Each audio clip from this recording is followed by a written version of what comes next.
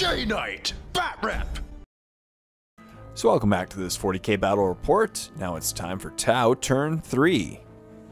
So he first rolls for reserves, and Firesight does not come in this turn. Once again, he uses ethereal power to give everyone an extra shot at half range.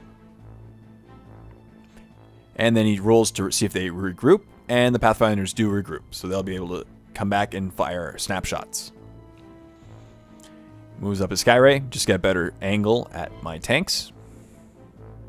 And then moves up his Fire Warrior squad once again to keep them very close to each other, so that in case I do assault them, they can all snap fire Overwatch shots at whatever's assaulting.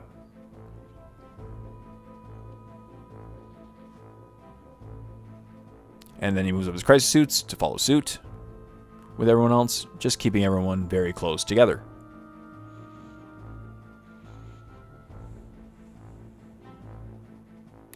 Then he moves up his Flyer to get a shot at the rear armor of my Razorback. I believe we counted it as turret mounted rather than hull mounted for his weapons. And then he decides to shoot all he can shoot at Belial and his squad, starting with the Pathfinders. Shoots his marker lights, hits with one of them, and then burns that marker light instantly with the Fire Warriors so that they can hit on 3s rather than 4s. Basically, his goal is to just DACA them to death this turn and get a lot of wounds, and I'll probably fail some, and then whittle that squad down.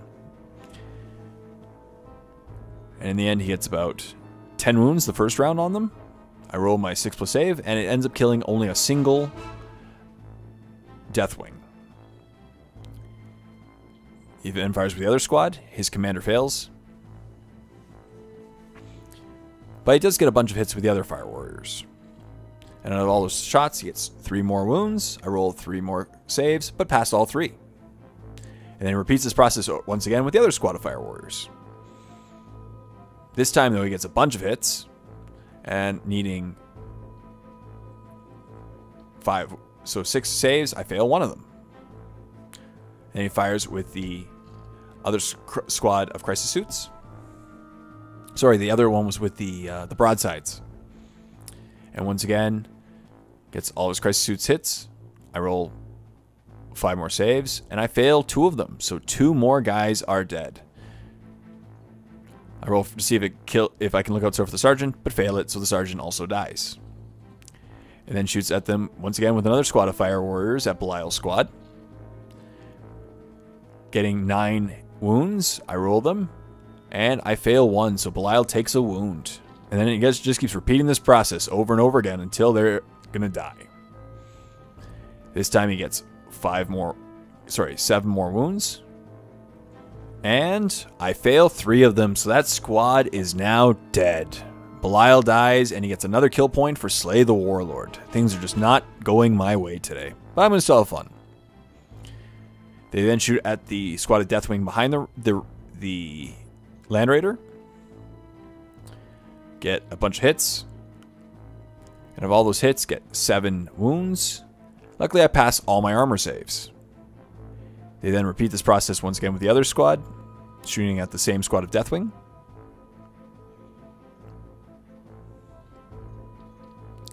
Needing 3s to wound. And get 3 armor saves. And I pass all 3 of them. They then shoot the Night Scythe at the rear armor of the Razorback. Get 1 6. That's worth an extra 3. And they're twin linked, so I get 2 hits. So now it counts as 6 hits because of Tesla. Need 3s to glance and 4s to pen. So that he rolls 3 glances and a pen.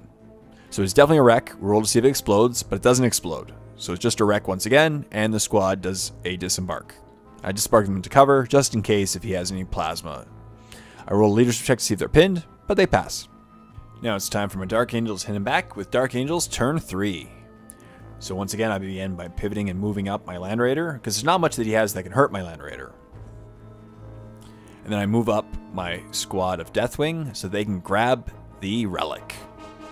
And it's actually the guy closest, the second guy closest in, so it ends up being the guy who you'll notice when I bring it up later.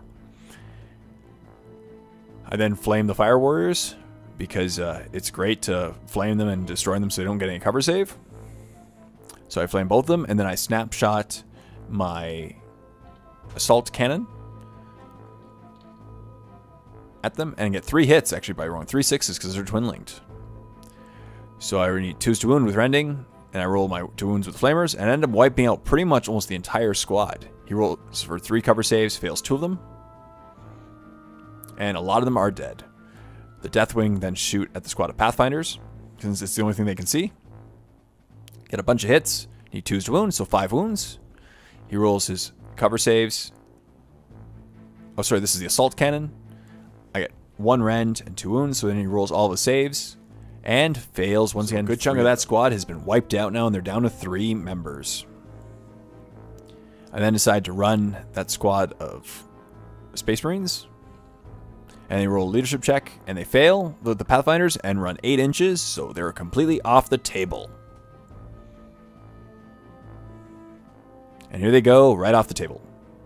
He then rolls for his Ethereal, and fails his leadership check, and rolls an 11, so his Ethereal and his squad run off the table. And because the Ethereals, there's a special with them, they count as an extra victory point, so it's now 4-2 for the Dark Angels. So thank you very much for watching this part. When you're ready, click on the link below to go to part 4 of this Warhammer 40k battle report.